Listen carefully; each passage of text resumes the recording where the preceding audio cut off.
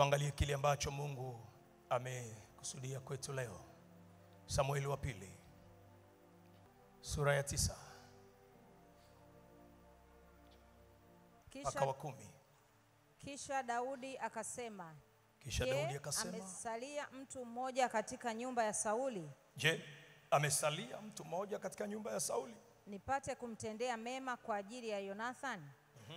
Palikuwa na mtumishi mmoja wa nyumba ya Sauli, jina lake Siba. Basi wakamuita aende kwa Daudi, na mfalme akamuuliza, wewe ndiwe Siba? Naye akasema, mimi mtumwa wako ndiye.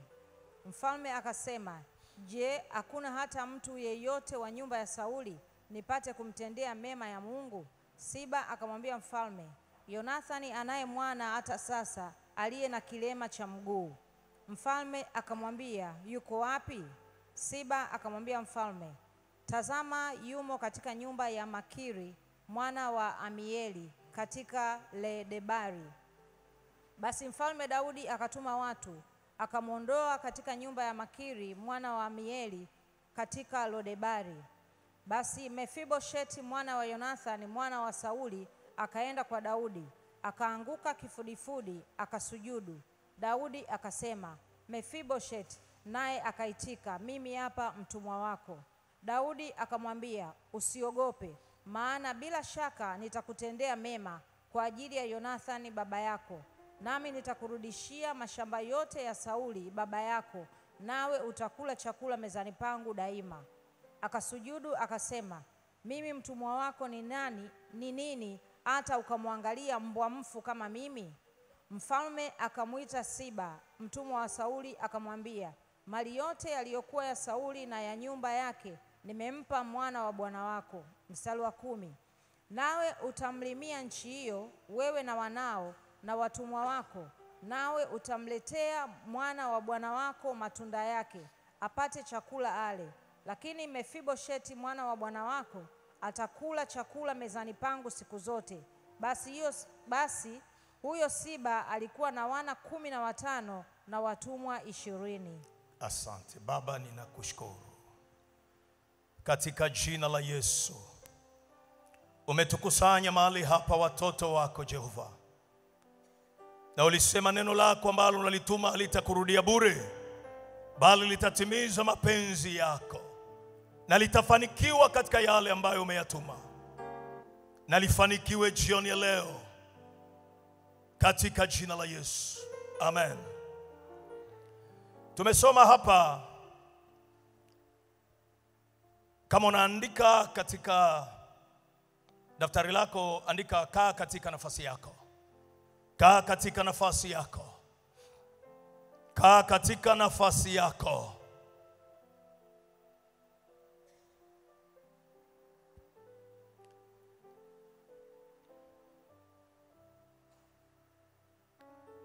Maandiko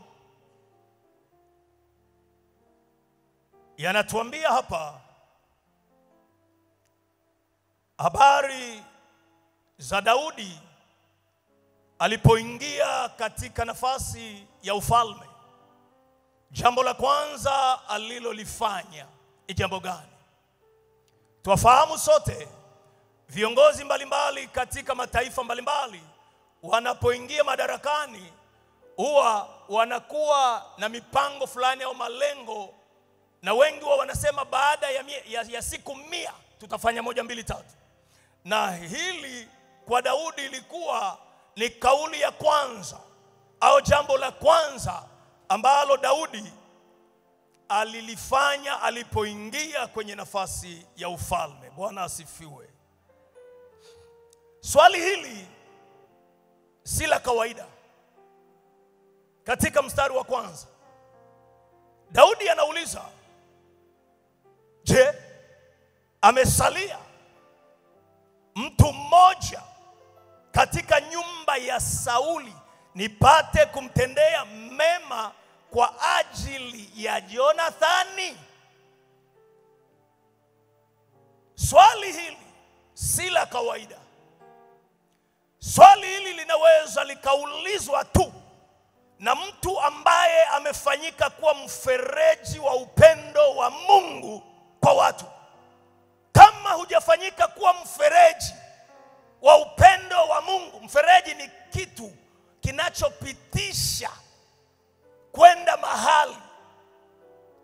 Daudi hapa anaonekana ni mfereji unaoweza kupitisha upendo wa Mungu kufika kwa wengine. Unanielewa vizuri? Unanielewa vizuri? Kwa sababu si jambo la kawaida. Umeingia madarakani, unakumbuka mtu fulani hivi ambaye pia hali zake tumezielewa hapa, haingia akilini. Watu wengi wakishapata nafasi, watu wengi wakishainuliwa, huwa hawakumbuki hata mtu ambaye aliwahi kukupa hata nauli. Unaweza ukamsahau. Lakini yeye Daudi anaingia madarakani tu, anakumbuka agano alilofanya na Jonathan, kwamba Bwana akikujalia neema, ikumbuke nyumba yangu, ikumbuke familia yangu. Kiangalia kwenye Samueli wa kwanza mlango ule wa 18 1:3 mpaka 4, na Samueli 20 ukiangalia mstari wa 15 17, hapo kuna maagano waliofanya Daudi na Jonathan. Daudi pia hapa anaonyesha uadilifu wake wa kutunza maagano. Watu wengi hawatunzi maagano. Watu wengi ni wepesi kuvunja maagano. Lakini na tujifunze kwa Daudi leo kwa jina la Yesu. Na tujifunze kwa Daudi leo kwa jina la Yesu. Tunafahamu mifereji ni mingi. Kuna mifereji inayopitisha maji ya taka. Kuna mifereji inapitisha maji ya jikoni. Kuna mifereji inapitisha maji ya bafuni. Kuna mifereji inapitisha maji ya viwandani. Kuna mifereji inapitisha maji ya migodini. Kweli au sio kweli? Hebu muulize jirani yako, wewe ni mfereji wa aina gani? Anasemaje? Daudi hapa ni mfereji unaopitisha upendo wa Mungu. Hebu na wewe ufanyike kuwa mfereji unaopitisha upendo wa Mungu kwa wengine. Sema amena. Sema amena. Hapa tunaona pia jicho la kimungu. Jicho la kimungu linaloweza kuona mahitaji ya wengine.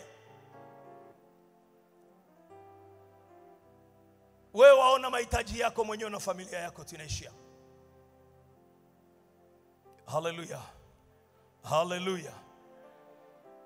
Kwa lazima nizungumzie mstari wa kwanza ili kila mmoja hapa Mungu ampe neema ya kubadilika. Afanyike kwa mfereji ambao unapitisha mambo ya kimungu kupeleka kwa wengine, na upate macho ya kiroho uweze kuanza kuona pia mahitaji ya wengine. Siangalie mahitaji yako peke yako tu. Hata wanafunzi wa Yesu, wakati yule mwanamke Mkananayo alihitaji uponyaji kwa mtoto wake, wanafunzi walimwambia, Bwana, mwambie huyo aondoke kwa sababu anakupigia nini? Kelele. Hata wanafunzi walikuwa hawana jicho la kuona mahitaji ya wengine. Hata waliookoka kuna baadhi hawana macho ya kuona mahitaji ya watu wengine. Bwana Yesu asifiwe. Bwana Yesu asifiwe. Ni mtu anayetambua wapi neema ya Mungu imemtoa na wapi neema ya Mungu imemfikisha, ndiye anayeweza kuuliza swali la namna hii, amesalia wapi? Amesalia moja wa nyumba ya Sauli. Paka ujue Mungu alikutoa wapi, ndio unaweza kuuliza swali la namna hii. Daudi anajua Mungu alimtoa wapi. Alikuwa ni mchungaji wa mifugo wa wanyama. Anajua Mungu alinitoa wapi. Sikustahili kuwepo hapa nilipo. Kwa hiyo mtu wa namna hiyo anaweza kujua mahitaji ya wengine. Ndugu zangu, mahali pale ulipo, hujajifikisha wewe mwenyewe. Ni neema imekufikisha hapo. Kwa hiyo usijisahau na usisahau wengine. Amen.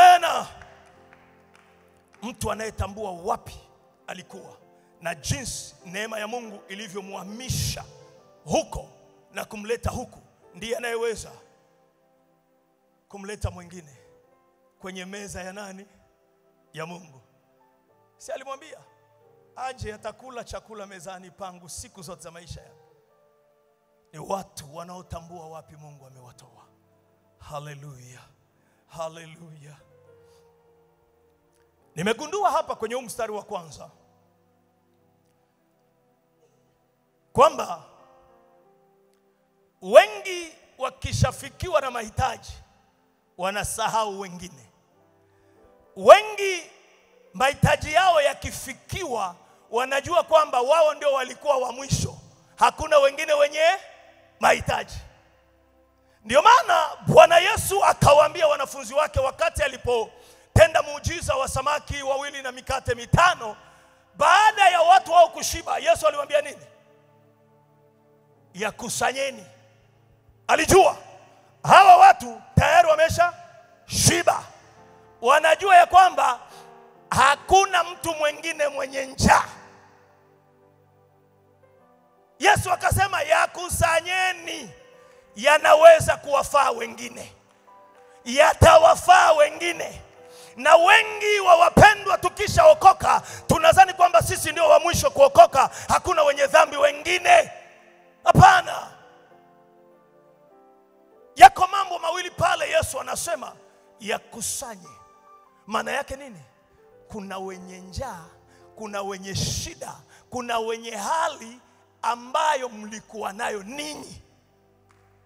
Kwa hiyo muujiza uliotoka kwa Mungu hautakiwi kuachwa ovyo ovyo, unatapanywa ovyo ovyo, lazima ukusanywe. Wapendwa wangapi tumekuwa nao kanisani hawapo na ukawaacha? Jambo la pili hapo, haleluya, haleluya. Nimesema la kwanza hapo, ukishafikiwa wewe hitaji lako, usidhani kwamba hakuna wengine wenye mahitaji. Wapo wengi tu. Ndio maana Daudi yeye ameshafikiwa, amepewa nafasi ya ufalme, akajua kuna wengine wenye shida kama niliyokuwa nayo. Umeshaokolewa, kuna wengine wenye dhambi zaidi ya zile ulizokuwa nao hawajaokolewa. Lakini kila baraka iliyotoka kwa Mungu haitakiwi ipotee hivi hivi. Hiyo miujiza ya mikate haikutoka kwingine, ilitoka wapi? Kwa Mungu. Bwana Yesu asifiwe. Bwana asifiwe.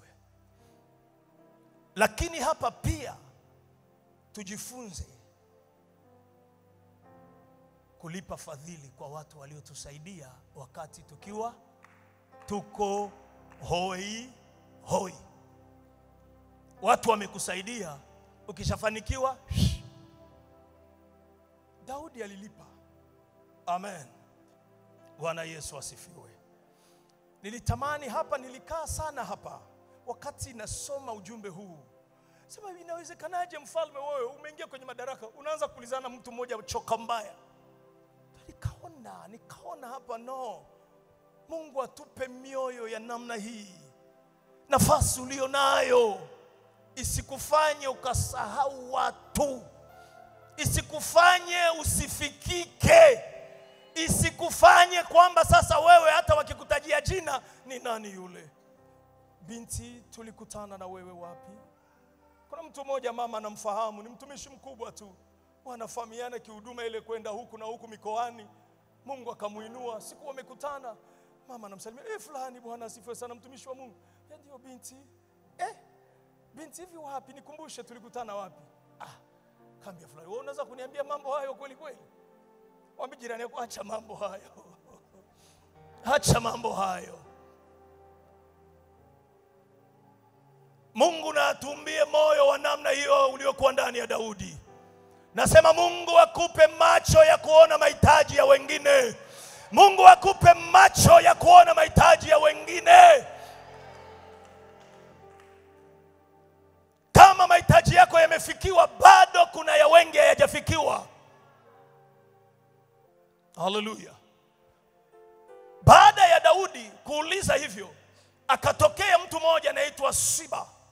Siba alikuwa akifanya kazi katika nyumba ya Sauli. Ndio akamwambia,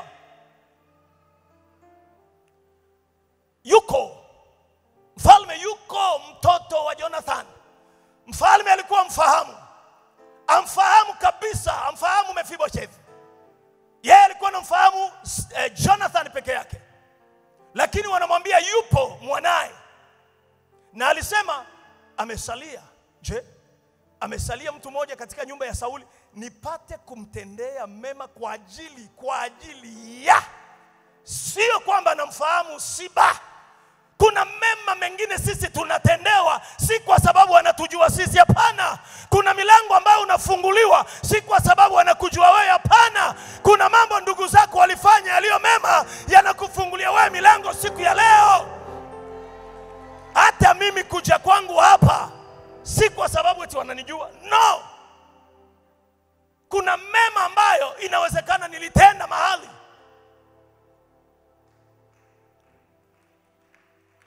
Ndiyo, mbariki Roho Mtakatifu ukisikia kufanya hivyo. Amen.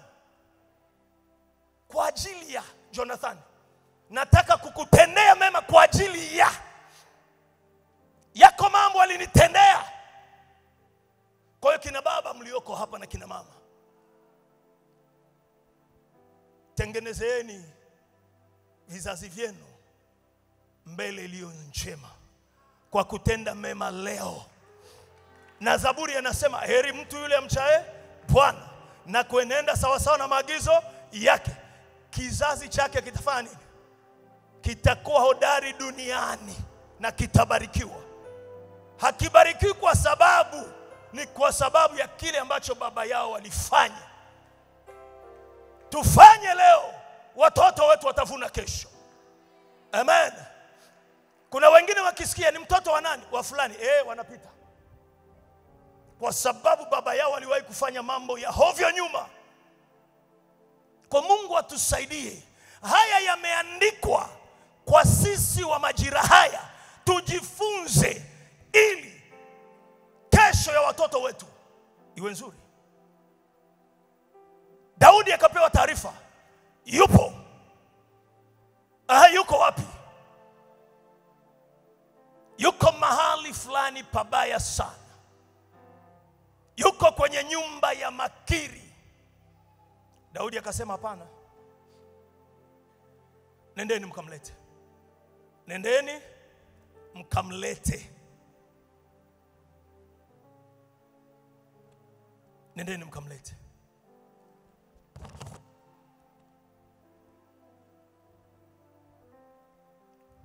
Wakati fulani tunadhani mara nyingi sisi ndio watu tunamtafuta Mungu. Lakini ukweli Mungu ndiye anayetutafuta. Mara nyingi tuwazani sisi ndio tunamtafuta Mungu, lakini huwa ni Mungu ndiye anayetutafuta. Na akisha kutupata anamtuma Roho Mtakatifu kutuchota. Haleluya. Siba akaenda.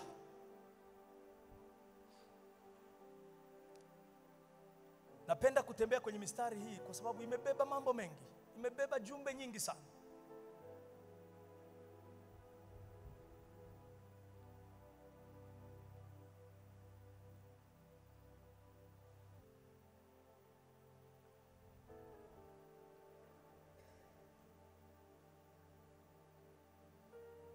Maandiko yanasema mfalme akamwambia yuko wapi Siba? Akamwambia mfalme, tazama yumo katika nyumba ya Makiri mwana wa Amieli katika Lodebar.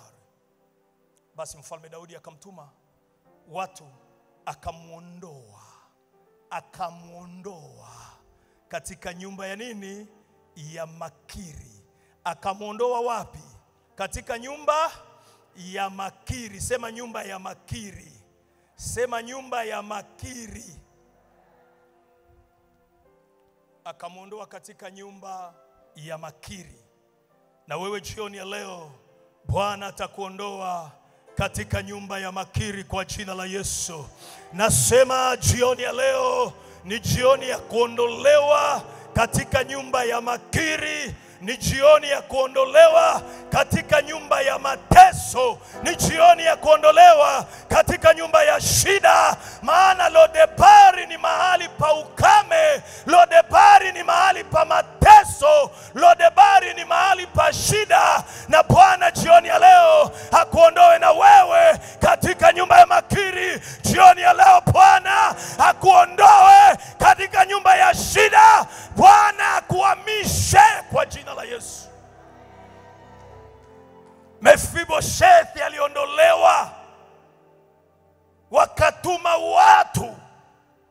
Nilikwambia Mungu ndiye anayetutafuta, na kisha tupata anamtuma Roho Mtakatifu, anatuchomoa mahali tulipo. Na usiku wa leo Roho Mtakatifu atakuhamisha. Usiku wa leo Roho Mtakatifu atamchomoa mama mmoja hapa. Yuko mbaba atachomolewa, yuko mtu atachomolewa. Nasema yuko mtu atachomolewa, yuko mtu atachomolewa hapa. Haleluya, haleluya. Wakaenda wakamtoa huko.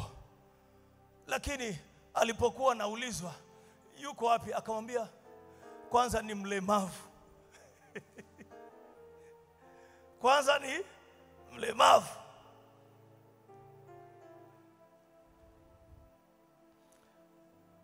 Kumbuka Mefiboshethi ya kuzaliwa kwa mlemavu. Ni dunia ndio iliyompa ulemavu. Wako watu wengi dunia imewapa ulemavu. Dunia imelemaza watu wengi. Haleluya.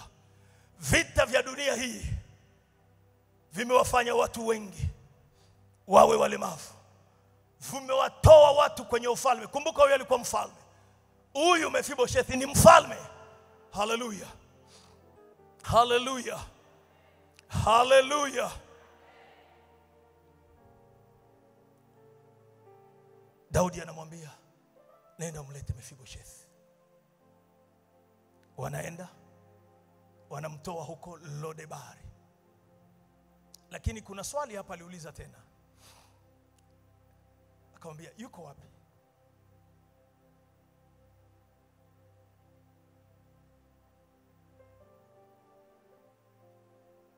Je, hakuna hata sasa mtu yeyote wa nyumba ya Sauli nipate kumtendea mema ya Mungu? Ili ni swali la muhimu sana. Je, hakuna mtu wa nyumba ya nani? Nyumba ya nani?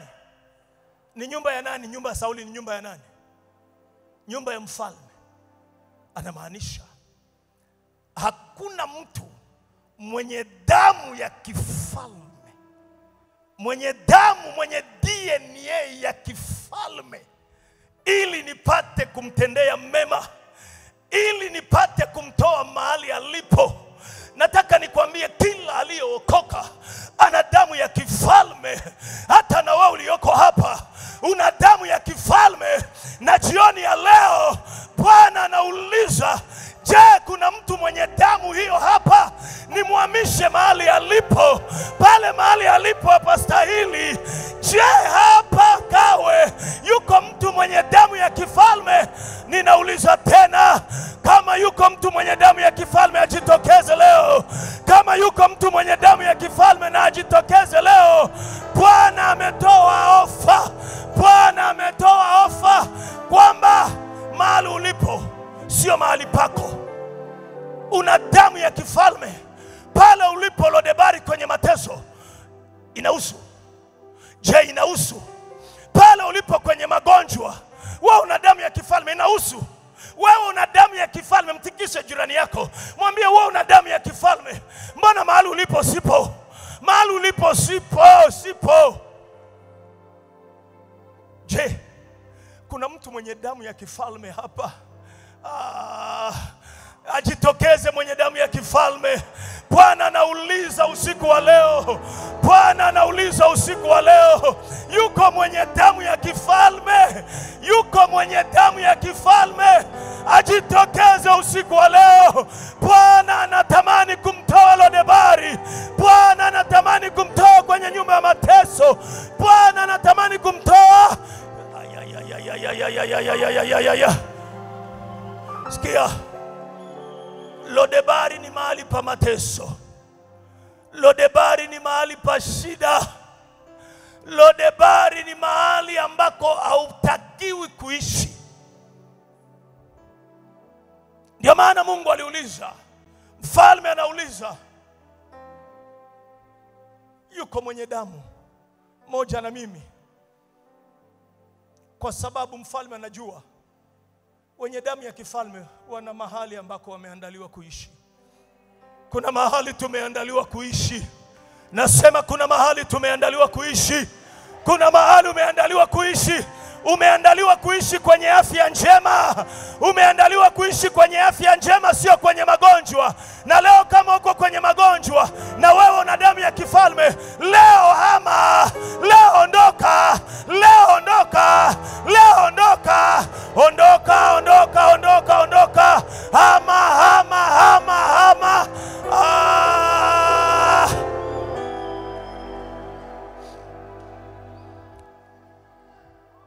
Je, hakuna hata sasa? Ni swali la pili. Swali la kwanza kuuliza namna hii. Hapa anasema hata sasa. Ndugu zangu, tuna damu ya kifalme. Tuna damu ya kifalme. Anza kuangalia uko wapi. Ukigundua una damu ya kifalme, kataa mahali ambako sipa kwako, alafu amua kuhama. Na jioni ya leo tutahama kweli kweli. Nasema tutahama kweli kweli. Maadamu tumegundua ya kwamba tuna damu ya kifalme, hatutabaki tena Lodebari, hatutabaki tena kwenye mateso, hatutabaki tena kwenye magonjwa, hatutabaki tena kwenye umaskini. Sio mahali petu na sio nafasi zetu. Lodebari ni mahali pasipo na hadhi. Ni mahali pasipo na hadhi. Inawezekana umenyang'anywa heshima yako. Inawezekana umenyang'anywa afya yako. Inawezekana umenyang'anywa furaha yako. Lakini jioni ya leo, kila mmoja lazima atambue ana damu ya kifalme. Ana damu ya kifalme. Sema nina damu ya kifalme. Sema kwa sauti, nina damu ya kifalme.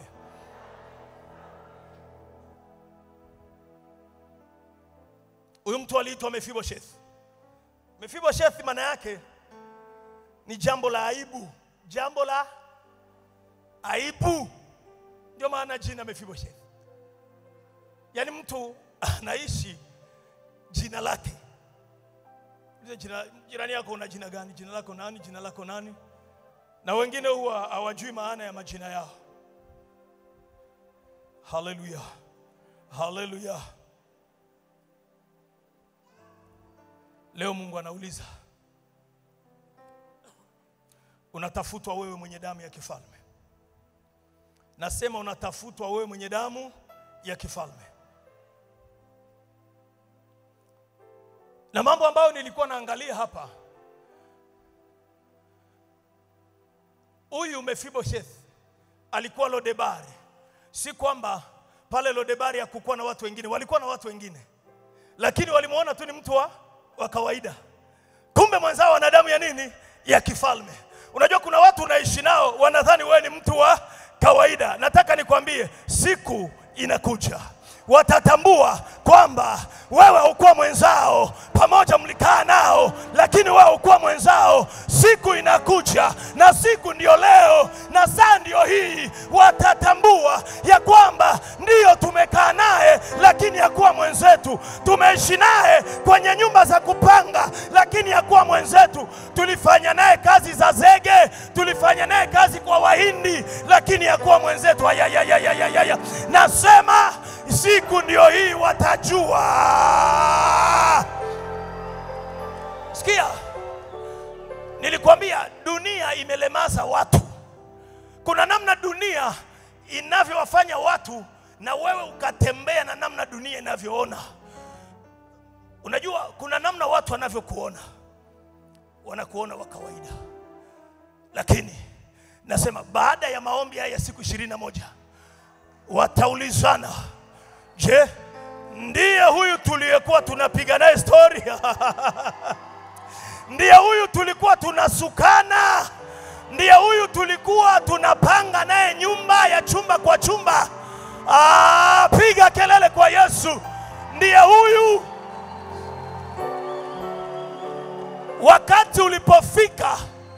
Wakati ulipofika wale waliokuwa wanaishi na Mefiboshethi wakasema, macho yetu yameona au hayajaona? Yataona kweli kweli. Ndiye huyu wa kiato kimoja? Ndio. Ndiye huyu wa shati moja kitokeza tunajua ni fulani? Ndio. Ndiye huyu wa lile gauni moja? Ndio. Ndiye ule wa msuko wa twende kilioni? Ndio.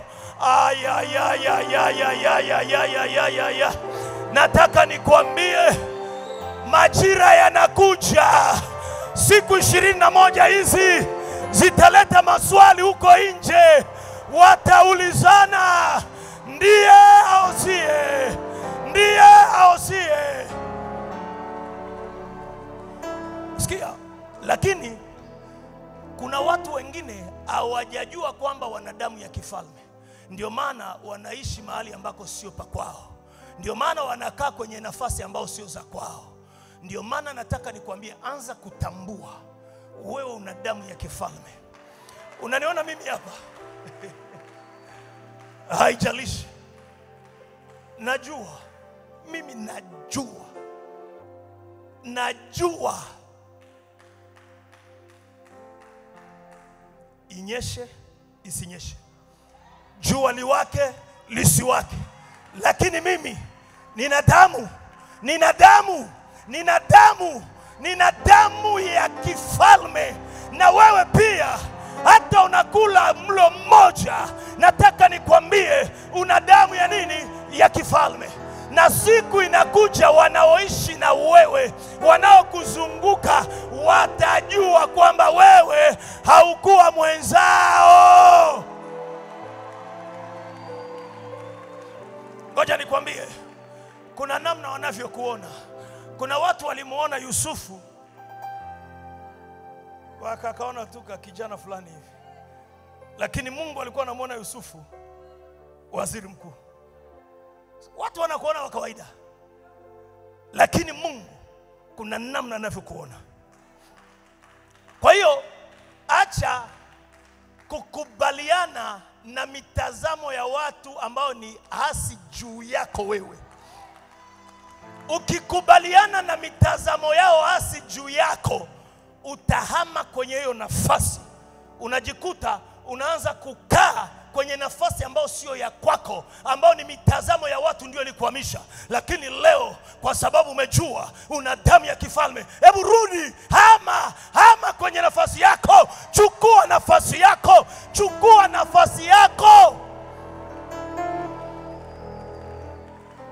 Kuna watu walimuona Ibrahimu kama mtu wa wapi? Wa huko Asia. Kuna namna walimuona Ibrahimu, lakini Mungu alipokuwa anamwangalia Ibrahimu alikuwa anaona taifa. Mungu alikuwa anaona taifa. Wao wanamuona Ibrahimu, lakini Mungu anaona taifa. Kuna mtu hapa, kuna namna tunavyomuona, lakini namna Mungu anavyomuona mwanamke mmoja hapa, anaona mwanamke mmoja hapa. Kuna mwanamke mmoja Mungu anamuona hapa kwamba yeye ndiye atatuvusha pale mahali ambako tulishindwa kuvuka. Hujanielewa. Sikia. Musa alionekana muuaji.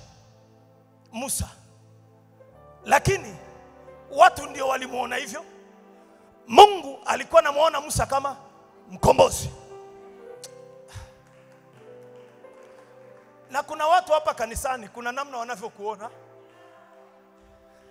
Ukitokezaga tu, kuna watu wanaangaliana.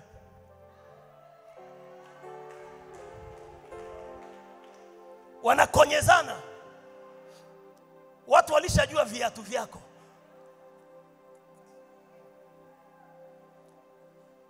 Mungu angalii kama wanadamu wanavyoangalia. Hapana. La msingi la wewe kujua, ili uweze kuhama na kutoka kwenye nafasi ambayo sio ya kwako na kurudia kwenye nafasi yako, tambua, mimi nina damu ya kifalme. Mimi nina damu ya kifalme. Ukitambua hivyo tu, hutabaki mahali ulipo. Lazima maisha yako yatabadilika. Aonavyo mtu nafsini mwake, aonavyo mtu nafsini mwake. Ukijiona we ni mtoto wa mzee Saidi, utabaki kuwa mtoto wa mzee Saidi. Ukijiona we ni mtoto wa mzee Marwa, utabaki kuwa mtoto wa mzee Marwa. Ukijiona wewe ni mtoto wa mzee Dickson, utabaki kuwa mtoto wa mzee Dickson.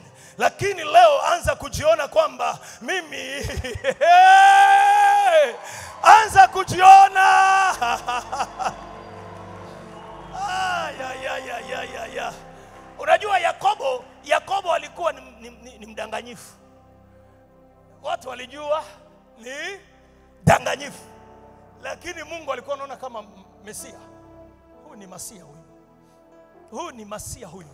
Ndugu zangu, anza kujiona namna neno la Mungu linavyokuona. Hivi unajua sisi tumeandikwa, tuko humu ndani ya Biblia. Tumo humu ndani ya Biblia.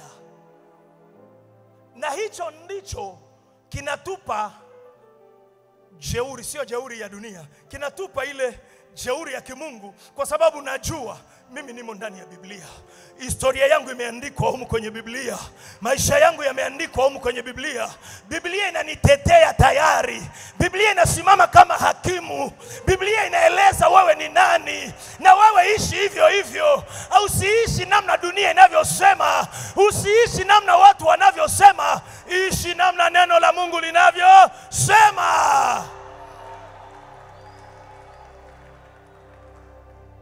Aka jamaa kama Mefiboshethi. Iko hivi. Sauli ni babake na Jonathan. Maana yake Sauli aliondoka, aliyetakiwa kuingia kwenye nafasi hiyo ni nani? Jonathan. Jonathan amekufa, ambaye angeingia kwenye nafasi hiyo alikuwa ni nani? Mefiboshethi. Lakini hayuko hapo. Hivi hizo nafasi unamwachia nani? Hiyo nafasi ya afya unamwachia nani? Hiyo nafasi ya amani na furaha unamwachia nani? Hiyo nafasi ya ukuu unamwachia nani? Hiyo nafasi ya kutoa maamuzi unamwachia nani? Hiyo nafasi ya kuamuru unamwachia nani?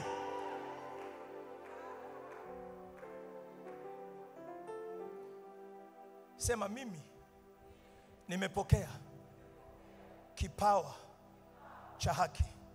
Mimi nimepokea wingi wa neema. Ninatawala kama mfalme. Kwenye mtaa wangu ninatawala kama mfalme. Kwenye biashara yangu ninatawala kama mfalme. Kwenye kazi yangu ninatawala kama mfalme. Why usiseme hivyo? Kwa nini usiseme hivyo unapoamka? Unapofika kwenye biashara yako? Kwa kuwa nimepokea wingi wa neema na kipawa cha haki, ninatawala eneo hili. Sauti yangu ina nguvu juu ya sauti yote kwenye eneo hili. Neno langu lina nguvu kuliko maneno yote kwenye mtaa huu. Why usiseme hivyo? Suna damu. Una hiyo damu. Na maandiko yanasema lolote utakalofunga hapa duniani na mbinguni. Sasa wewe angalia mamlaka yako namna yanavyofanya nini. Mbingu zinasubiri wewe. Mbingu zinakusubiri wewe useme, ili nazo zifanye nini? Zigonge muhuri. Kanisa, Bwana asifiwe sana. Kanisa, Bwana Yesu asifiwe. Bwana asifiwe. Walidhani kwamba wewe ni mtu wa kawaida. Kumbe wewe sio wa kawaida. tunaishi nao lakini si wa kawaida, tunakula nao lakini si sawa na wao, tunapanda madaladala pamoja na wao lakini si sawa na wao. Tunaenda magengeni pamoja na wao lakini sisi si kama wao.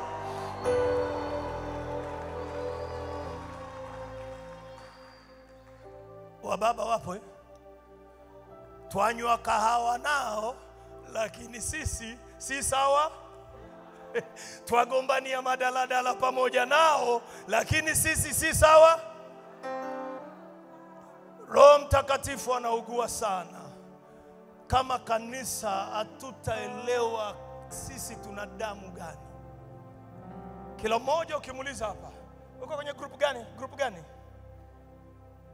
Group gani? Si anaelewa. Group tuje kiroho sasa. Tuje kiroho sasa.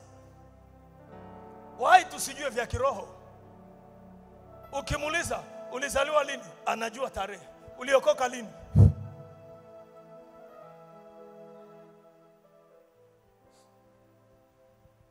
Sangapi saizi? Atafanya hivi. Ukiniuliza mimi sangapi? Nimeacha hii hapa maksudi. Inanionyesha kazi nilionayo. Kuna love, upendo, alafu kuna kugawanya, alafu kuna msalaba, alafu kuna kuuliza. Yesu anakupenda. Je, ungekuwa tayari kumpa Yesu maisha yako?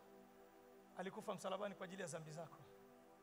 Kuuliza sasa hapa, je, uko tayari kumpa Yesu maisha? Kila nikiangalia hivi najua natakiwa kufanya nini. Najua natakiwa kufanya nini. Sitaki kupoteza muda kwa ajili ya hiyo business ya ufalme. Nina damu ya ufalme. Lazima nifanye business za ufalme. Bwana asifiwe sana. Bwana asifiwe sana. Unaweza kumtikisa jirani yako, mwambie bwana una damu ya kifalme.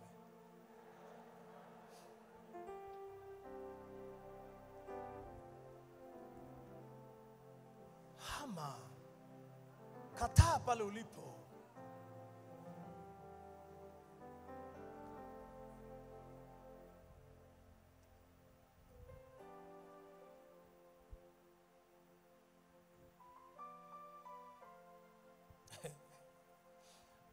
Hujasoma lakini una damu.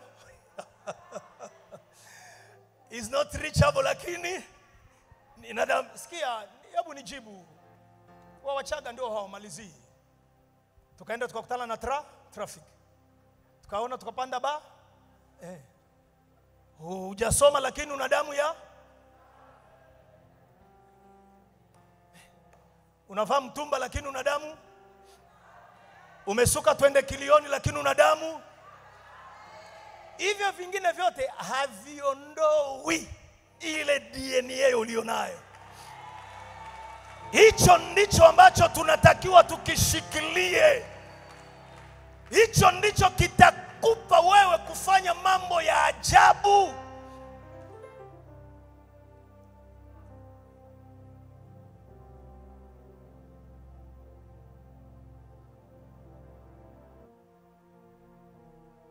Tunazungumzia kuhama, kubadilika na kuhama. Ukishajua maana kisi unajitambua, damu hiyo ndio inakutambulisha wewe ni wa uko gani, ni wa familia gani. Maana yake hutakiwi kuwa tena wa kawaida. Maandiko yananiambia wote waliompokea Yesu aliwapa uwezo wa kufanyika kuwa new status. Wakapokea utambulisho mpya, hali mpya, kwamba wao sio tena wa kawaida. Kwa sababu kabla hajampokea Yesu alikuwa anamuita Mungu nani? Alikuwa anaweza kumuita Mungu nani? Mungu kwake ni nani? Lakini baada ya kumpokea Mungu kwa kumwamini Yesu, tayari mahusiano yanageuka. Mahusiano yanabadilika. Mungu anakuwa kwake, baba na yeye anakuwa mtoto. Mpe Yesu makofi. Sasa ukitambua hayo,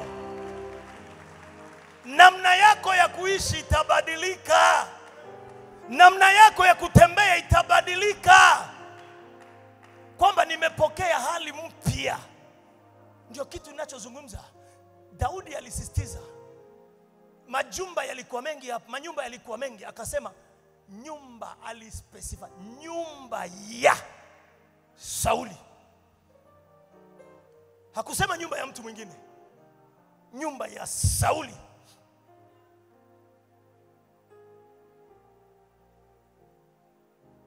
Wewe ni mtoto. Unajua, ukielewa hivyo, wala huhitaji kuelewa vitu vingi sana kwenye wokovu. Unajua kitu kimoja tu kinaweza kikakutoa, kimoja tu. Wengi kwenye Biblia soma moja tu. Wewe umepigwa vitu vingi hapa, mama anamfuatilia na kupiga vitu vingi hapa, uko pale pale uhami, lakini leo lazima uhame. Nasema leo lazima uhame.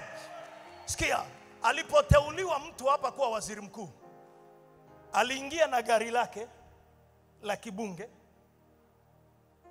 akalipaki, hakuondoka na hilo gari.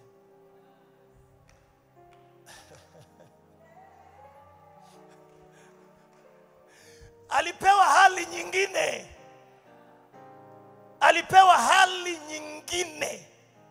Hiyo hali aliyopewa inaelezea gari zake, ulinzi wake, mavazi yake, yani kila kitu kimepangwa kiprotoko kulingana na hiyo hali. Ndivyo ilivyo. Daudi anamwambia, yuko wapi Mephibosheth?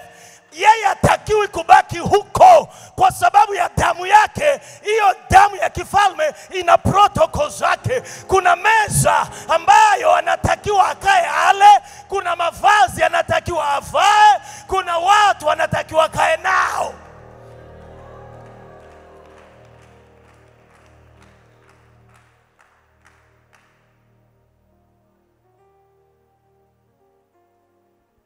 Hii damu tulio nayo ina mtiririko wake mpaka na tabia, mpaka na tabia. Kwani unafikiri ukihamishwa unapelekwa kwenye hadhi hiyo utabaki ule ule wakula mahindi njiani? Umeshaona matikiti yani ni mekundu,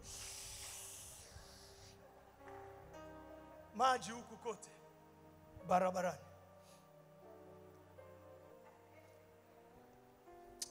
Nampenda Yesu na napenda wokovu sana.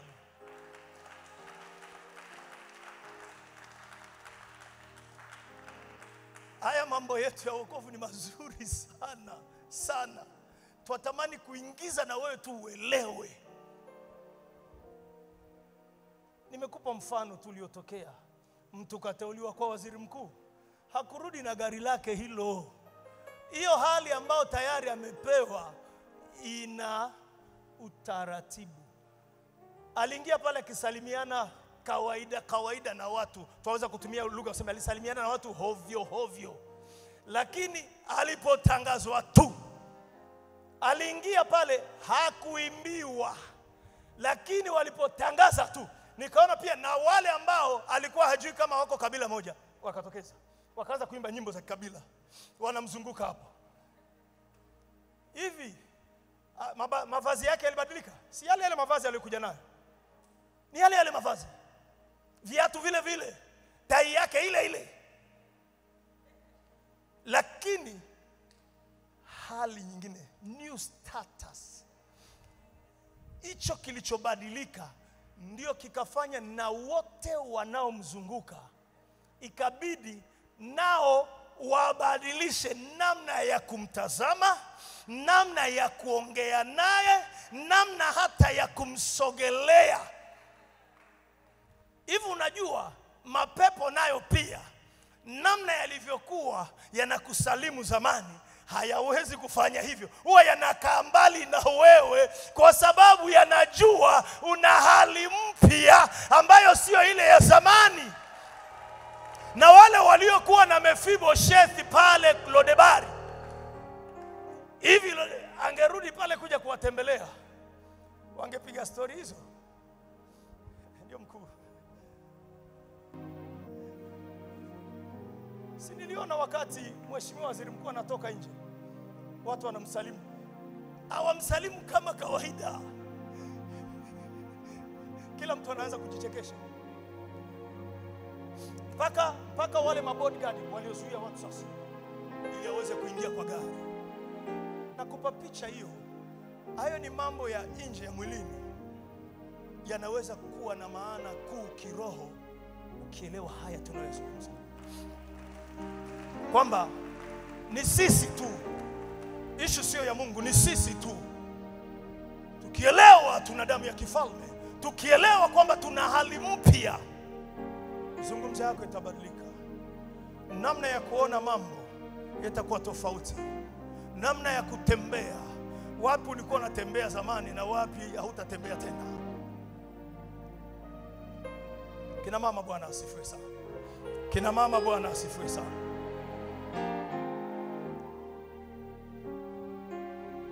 Kuna watu wanaishi maisha ya Lodebari, wanakula chakula cha Lodebari, wanavaa mavazi ya Lodebari, ndoa zao za kilodebari. Lakini Bwana amenituma jioni ya leo kukuambia na kukupa taarifa kwamba hayo sio ya kwako. Kwa kuwa wewe una damu ya kifalme, leo lazima uondoke huko. Siba akiwa anamwakilisha Roho Mtakatifu atakuondoa huko leo. Roho Mtakatifu akuondoe huko kwenye vyakula vya Lodebari, kwenye mavazi ya kilodebari, kwenye maisha ya kilodebari. Uondolewa huko kwa jina la Yesu. Uondolewa kwenye nyumba ya aibu, uondolewa kwenye maisha ya aibu, uondolewe kwenye mavazi ya aibu, uondolewe kwenye chakula cha aibu. Sio nafasi yako. Narudia kusema kwa herufi kubwa, sio nafasi yako hapo ulipo. Haijalishi mpangilio wa meno umekaaje, haiwezi kubadilisha kuwa wewe una damu ya nini? Una damu ya nini? Ya kifalme. Haijalishi nywele zako zimesimama hivi juu,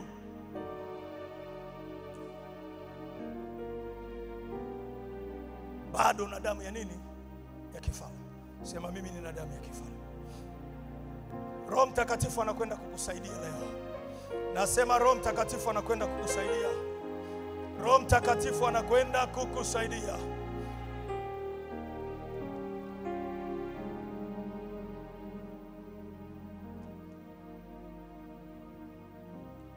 Kuna mstari mmoja hapa, naomba tusome mstari wa 7. Daudi akamwambia, usiogope. Ishia. Daudi akamwambia nini? Usiogope. Unajua kipindi kile alikuwa na hofu ya kuuawa, wakati wa uwepo wa ufalme mpya alikuwa na hofu anaweza akauawa. Ndio maana unaona alikuja kaanguka kifudifudi, na maana yake nyingine, lakini pia maana nyingine alikuwa na hofu, na ndio maana Daudi akamtoa hofu mara moja. Usiogope. Wewe una damu ya kifalme. Hapo ulikofika ndiko unatakiwa kuwepo. Meza hii ndiyo meza unatakiwa kulia. Na wakati wote Biblia inazungumzia kila siku usiogope. Na mimi nataka nikwambie, mwanamke ulioko hapa usiogope. Mwanaume ulioko hapa usiogope. Nasema usiogope.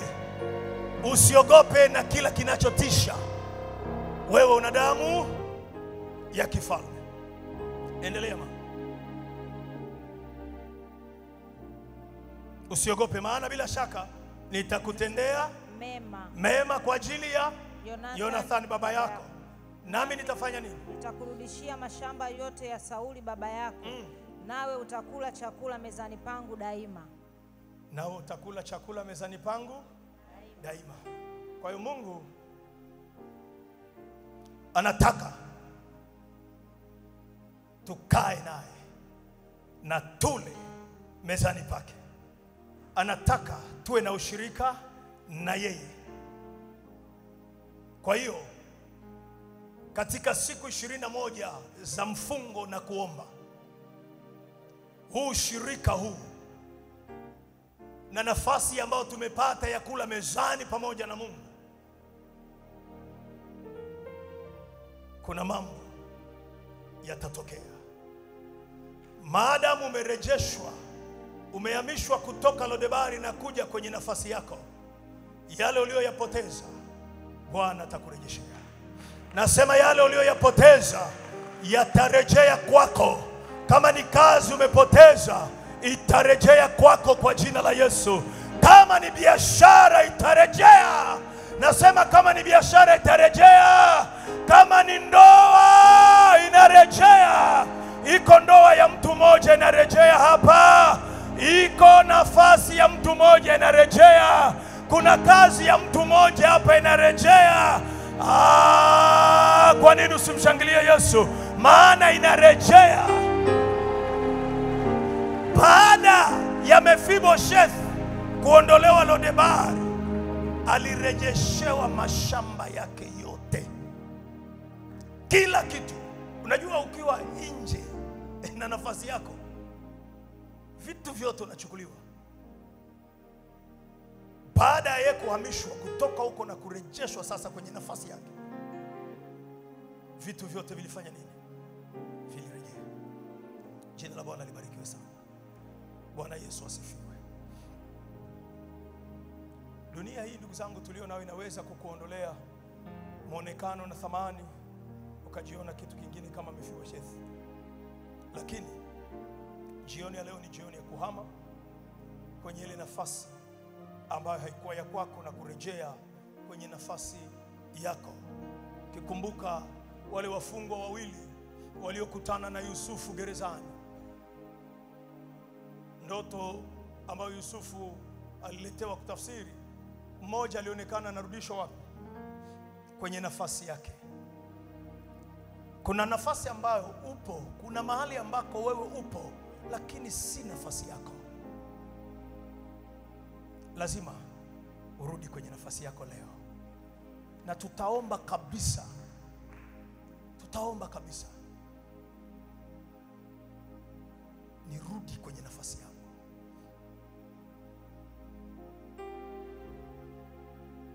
Huko Lodebari alienda kufanya nini? Alienda kufanya nini? Kuna mahali upo lazima ukatae, na wakati fulani jiulize, hivi niko hapa kwenye magonjwa, nafanya nini hapa? Yesu amelipa. Alisema yote imekwisha. Sasa mimi hapa nafanya nini? Ile gharama ilitolewa kwa ajili ya kina nani?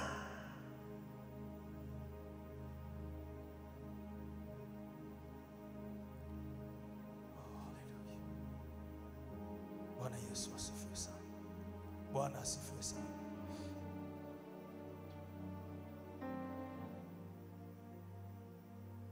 Mefiboshethi alikuwa ni kilema, lakini alikuwa ni mfalme.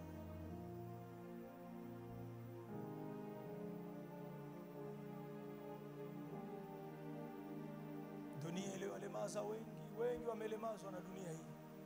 Lakini leo Roho Mtakatifu yuko kazini kumsaidia kila mmoja wetu. Kila mmoja wetu. Usiruhusu siku hizi 21 zikapita tu hivi. Mungu ndiye anayetengeneza, kwa sababu anatujua vizuri.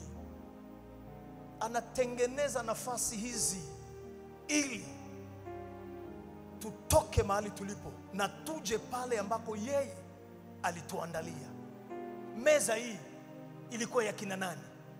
Hiyo meza ilikuwa ni ya wana wenye damu ya kifalme. Unaweza kusimama pale ulipo?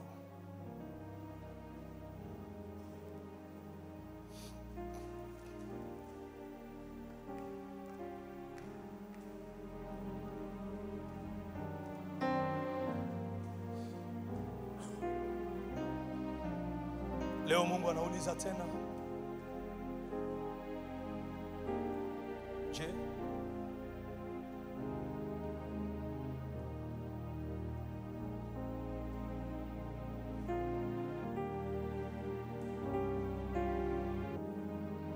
hakuna hata sasa? Hakuna hata sasa? Hakuna hata sasa mtu yeyote mwenye damu ya kifalme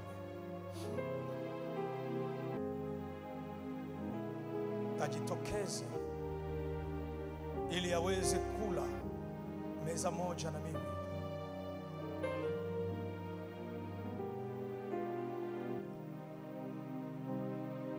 Hakuna hata sasa mtu yeyote wa nyumba ya Sauli mwenye damu ya kifalme. Mwenye damu ya kifalme ndiye aliyekuwa anatafutwa katika stori yote hii.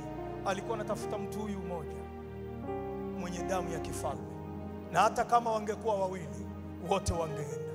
Sisi tu zaidi ya mmoja huko tuna damu ya kifalme, na kama yuko mtu humu hajaokoka bado, ni nafasi yake pia aweze kuungana na wenye damu ya ufalme.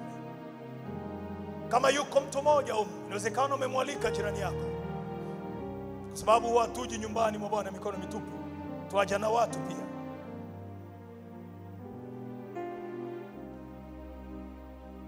Katikati yetu yuko mtu ambaye hajaokoka.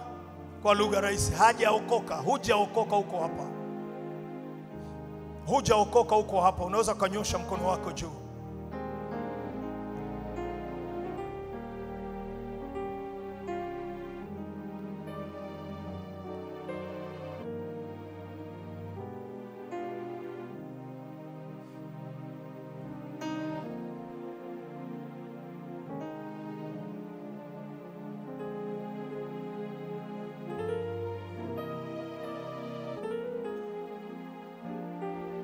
Mtu mmoja alimfanya mfalme akainuka. Mfalme hakuwa na raha mpaka yule mtu alipotoka Lodebari. Furaha ya Mungu wetu ni kuona watoto wake tunafaidi yale ambayo ameyaweka kwa ajili yetu.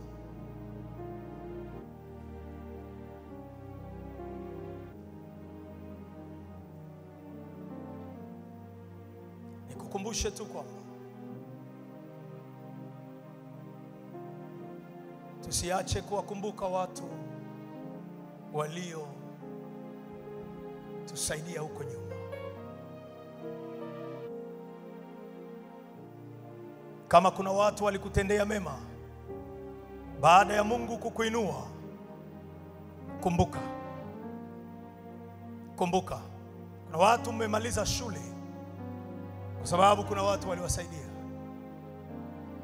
Angalia na wewe baada ya Mungu kukuinua, uliza na wewe mchungaji. Sababu mchungaji huwa anafahamu hali za watu katika kanisa, kama vile viongozi wa serikali ya mtaa. Tukitaka kulisha watoto wenye shida mbalimbali, huwa tunapitia kwenye serikali ya mtaa, wanajua wako wapi. Mungu amekuinua humu, ulisomeshwa na watu, Bwana akakuinua, uliza kanisani. Mama, nataka kuona kama kuna binti, kuna kijana ambaye huwa amekosa ada, amemaliza form 4, nataka kwenda chuo. Fanya.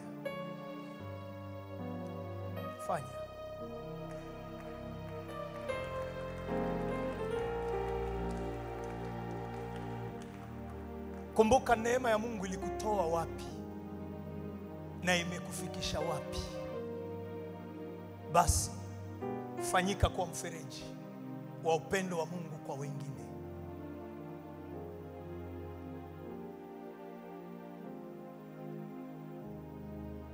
Lakini tujifunze kuishi na watu vizuri, kusema na watu vizuri, kutenda mema, ili kesho ya wanetu au watoto wetu iweze kuwa nzuri kabisa kabisa. Daudi hakumjua Mefiboshethi, Daudi hakumjua Mefiboshethi, alimjua Jonathan. Na kama Mefiboshethi alitendewa mema ni kwa sababu ya uwema wa baba yake, ule urafiki ambao ndio mfano wa urafiki wote kwenye Biblia. Tukitaka kuzungumzia habari ya urafiki, hauendi kuangalia popote kwenye Biblia, ni kwa Daudi na Jonathan.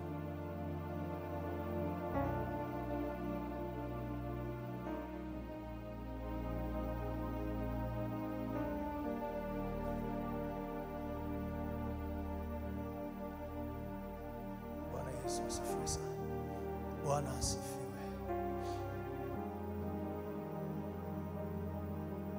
Jioni ya leo Roho Mtakatifu yuko kazini kututoa Lodebari. Yuko kazini kabisa. Yuko kazini kututoa Lodebari kwenye nyumba ya mateso. Nyumba ya mateso. Nyumba ya magonjwa. Nyumba ya shida. Nyumba ya njaa na ukame. Mahali ambako si pahadhi. Sasa kuinua mikono yako juu. Roho Mtakatifu anayaweza hayo. Ni jioni yako ya kutolewa kwenye nyumba ya mateso. Unayajua mateso unayoyapitia na yeye anayajua zaidi. Akutoe huko leo. Akutoe huko leo. Utolewe leo kwenye nyumba ya mateso.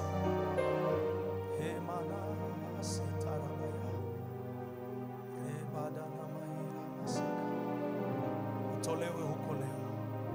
Utolewe huko leo.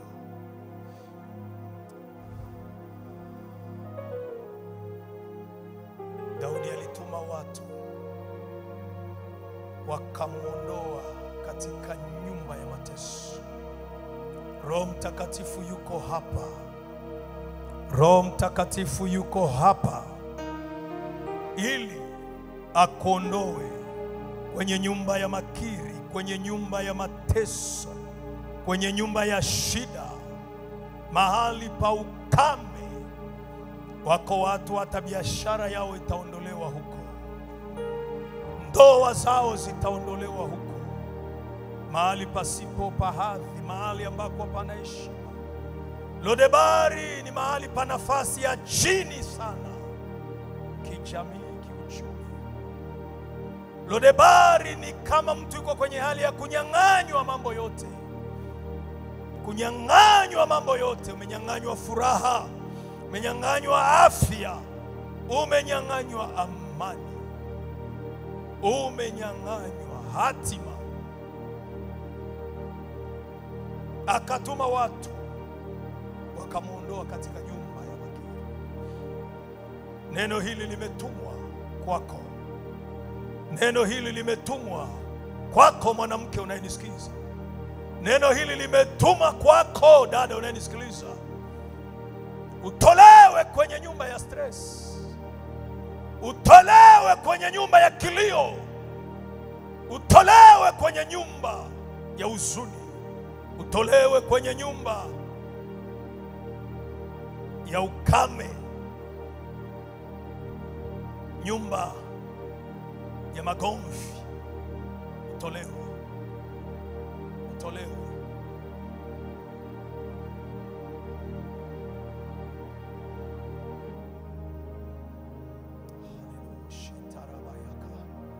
Eke tamasile basha karamayanama. Katika jina la Yesu, kuinua mikono yako juu. Sasa kufungua kinywa chako na kumsihi Roho wa Mungu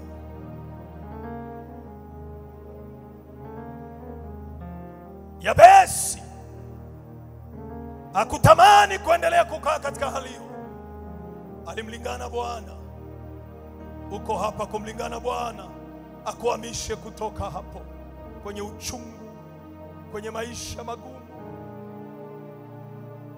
Hujui hata ukitoka hapa kesho itakuweje. Hujui. Shema kataya. Shirebaya kosi. Ketete. Labrande mosu. Yama katrapa. Sedelemeze. Kashore mena mokata. He ha hele kosheta.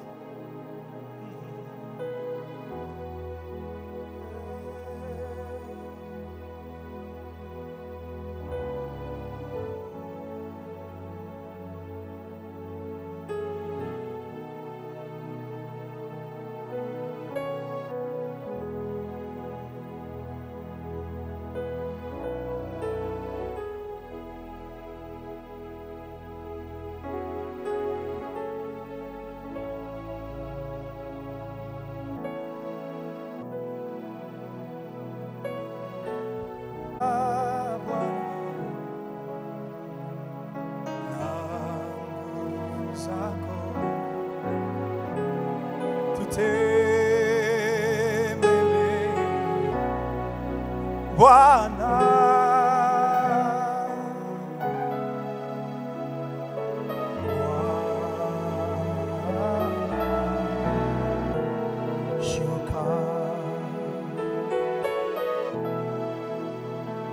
shuka Roho na uweza na nguvu, shuka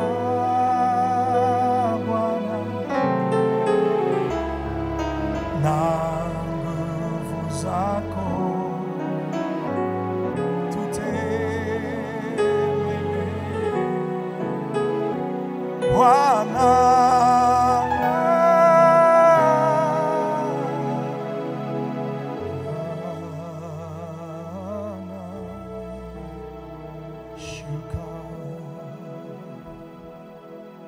Baba wa mbingu na nchi, kwa umeinua mikono yako kwa jina la Yesu wa Nazareti,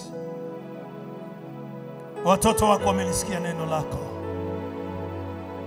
Wewe unayejua maisha yetu, jioni leo umesimama kwa nafasi yako, kama ulivyosimama katika nafasi yako ukamwambia Musa, mimi ni niko ambaye niko. Umesimama tena jioni ya leo mahali hapa na kutoa taarifa kwamba watoto wako wanayo damu ya kifalme na wanatakiwa kuondoka mahali walipo, kwa sababu ya hiyo damu ina mahali ambako inatakiwa iwepo. Kwa mamlaka ya jina la Yesu ninaamuru kila kilichomshikilia yeyote katika nafasi ambayo sio ya kwake, kiachie kwa jina la Yesu wa Nazareti. Kiachie kwa jina la Yesu wa Nazareti. Kila kinachozuia asiondoke na kwenda mahali anakostahili kuwepo, kiachie kwa jina la Yesu. Kiachie kwa jina la Yesu. Kiachie kwa jina la Yesu. Kiachie kwa jina la Yesu wa Nazareti. Naamuru macho ya kila moja ikatiwe nuru, aone sawa sawa na namna unavyoona, kwa jina la Yesu wa Nazareti. Kwa jina la Yesu wa Nazareti. Kwa umeinua mikono yako namna hiyo, takuongoza maombi hapa.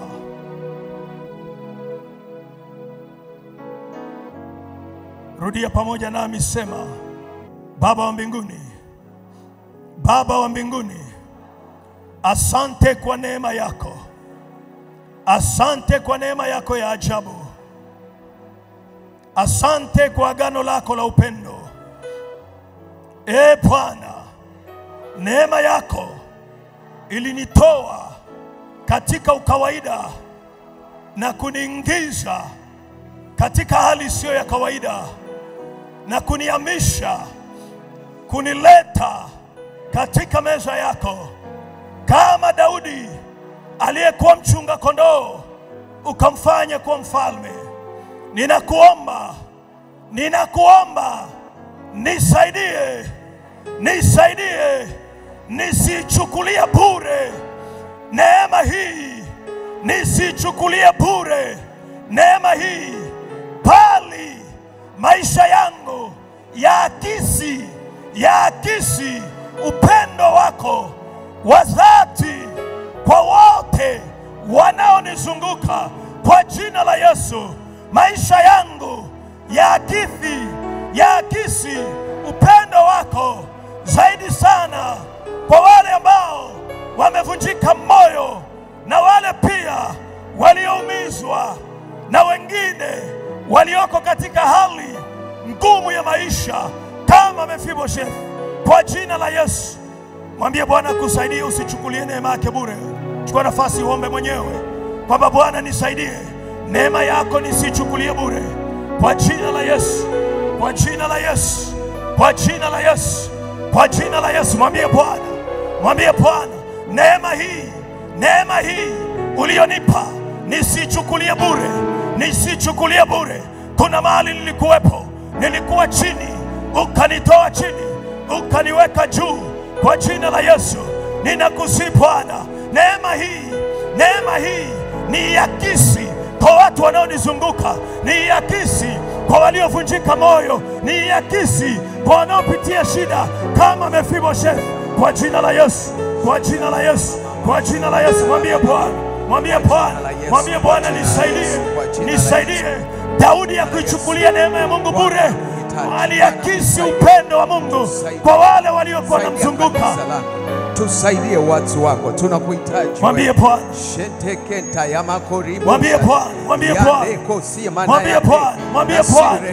neema ambayo Bwana amekupa iweze kuakisi, iweze kuonekana kwa wengine. Nisaidie Bwana, niwaonyeshe wengine upendo wako. Nisaidie Bwana alivyokusaidia. Nisaidie Bwana, onyesha kwa wengine kwa kuwasaidia. Nisaidie Bwana, utakuwa neema ya Mungu kuguswa na shida za wengine. Nisaidie Bwana kujitoa kwa ajili ya wengine. Yes. Nisaidie Bwana kusimama kwenye nafasi. Yes. Nisaidie Bwana, nisaidie kukuwakilisha vema. Nisaidie Bwana kuwawezesha wengine wasioweza. Nisaidie Bwana, nisaidie Bwana. Nisaidie Bwana, naomba msaada wako. Mwambie Bwana kusaidie. Mwambie Bwana nisaidie. Mwambie Bwana nisaidie. Neema yako nisichukulie bure. Namna ulivyonisaidia, nami niwasaidie wengine. Namna ulivyoniwezesha, nami niwezeshe wengine. Namna ulivyonisogeza, nami niwasogeze wengine. Kuna namna ambavyo umenipandisha, niwapandishe wengine. Kuna namna umenishika. Chukua ombi nyingine. Huwezi kufikia wenye mahitaji kama huna macho ya rohoni ya kuona wenye mahitaji. Sema Mungu Baba. Mungu Baba, fungua macho yangu. Fungua macho yangu. Fungua macho yangu. Fungua macho yangu. Nione nani mwenye hitaji. Fungua macho yangu. Fungua macho yangu. Fungua macho yangu. Fungua macho yangu. Nione nani anayehitaji wema wako. Na unipe nguvu ya kuonyesha wema wako. Hata kama kuna ugumu. Ili kwamba jina lako liweze kuheshimika. Ili kwamba niweze kuwaleta wengine katika meza yako. Mungu, fungua macho yangu. Weka mikono yako kwenye macho. Tunafanya kinabii katika kitendo. Mwambie Bwana, fungua macho yangu. Fungua macho yangu. Nione wahitaji. Kama vile unavyoona, Bwana, fungua macho yangu, fungua macho yangu, fungua macho yangu, fungua macho yangu, fungua macho yangu, fungua macho yangu, nione kama unavyoona, nione kama unavyoona, nitende kama unavyotenda. Nifungua macho yako, fungua macho yako, fungua macho yangu, ondoa upofu Bwana, ondoa uzito Bwana, fungua macho yangu, fungua macho yangu, fungua macho yangu, niweze kuona wema wako, ili niweze kuwaleta katika meza yako. Kwa jina la Yesu, fungua macho yangu, fungua macho yangu, niweze kuona wale wanaohitaji wema wako. Bwana, niweze kuwafikia, niwalete katika meza yako. Kwa jina la Yesu, kwa jina la Yesu, Bwana nisaidie, niweze kuona. Fungua macho yangu, fungua macho yangu, fungua macho yangu niweze kuguswa na wengine. Fungua macho yangu niweze kuona. Fungua macho yangu niweze kuona. Nione kama unavyoona. Nione kama unavyoona. Nione kama unavyoona. Nione kama unavyoona. Nione kama unavyoona. Pokea neema. Pokea neema ya kufunguliwa macho. Macho yako yakafunguliwa kwa jina la Yesu. Uanze kuona watu wenye hitaji, wale wanaohitaji wema wa Mungu, na uwafikie ili uweze kuwaleta katika meza ya Bwana. Bwana anawahitaji. Pokea ombi lingine. Kwa mkono wako juu. Nataka upokee upendo wa Mungu kwa unyenyekevu. Mefiboshethi alipoanguka kifudifudi, alikuwa anapokea ule upendo kwa unyenyekevu. Wakati mwingine tunadhani jinsi tulivyo ni kwa nguvu zetu. Hapana. Tutengeneze na kumetunyima kuwa wanyenyekevu. Tutengeneze Yesu, tutengeneze. Sema Mungu Baba. Mungu Baba, napokea upendo wako kwa unyenyekevu, kama alivyofanya Mefiboshethi alivyoanguka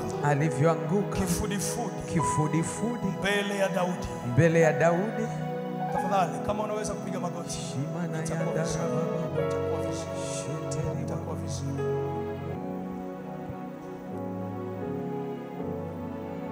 Sema Mungu, napokea upendo wako. Mungu, napokea upendo wako kwa unyenyekevu, kama alivyopokea Mefiboshethi upendo kutoka kwa mfalme.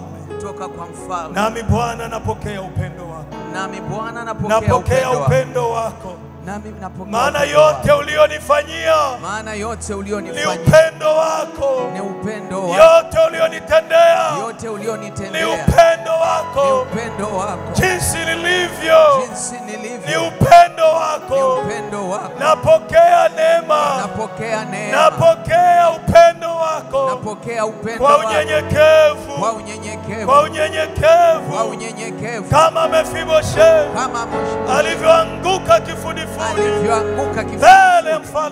mbele ya mfalme Daudi. Bwana, napokea upendo kwa unyenyekevu, maana mahali nilipo wewe ndiwe uliyenileta hapo. Asante Mungu kwa upendo wako, katika jina la Yesu. Muombe Mungu ukiwa hapo. Mwambie Bwana, nifanye kuwa mfereji. Nifanye kuwa mfereji wa upendo wako. Nifanye kuwa mfereji kwa upendo wako. Nifanye kuwa mfereji wa upendo wako kwa waliopotea.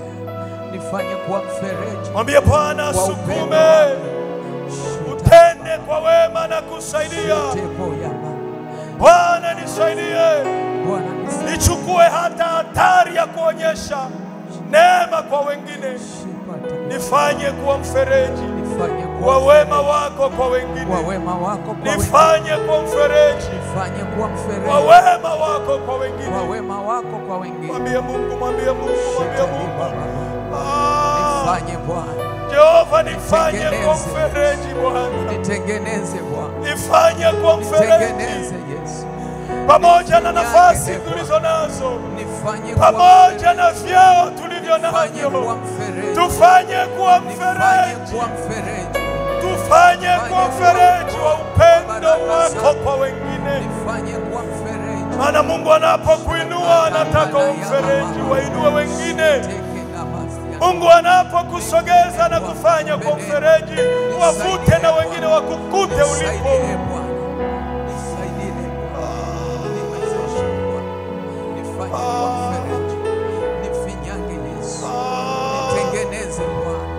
Nifanye kuwa mfereji. nifanye kuwa mfereji Bwana, nitakayetiririsha kama ulivyomfanya Daudi, upendo wako kwa wale wanaokuhitaji kukujua.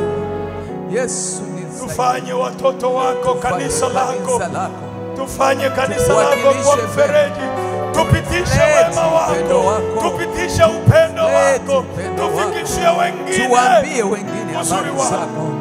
Shetelebo shetamama imona yandara baba, maisha yetu yaakisi upendo wako. Shepeta ya babo bosiando imana yandarabo imona ya manderabo, kupitia sisi Bwana, wanapotuangalia wakuone wewe, wanapokutafuta Mungu, kupitia sisi Bwana wakujue, kupitia sisi wakuone. Yesu, tutengeneze Bwana, tusaidie. Sheke kota ya mama imana ya mandera bosi ya mate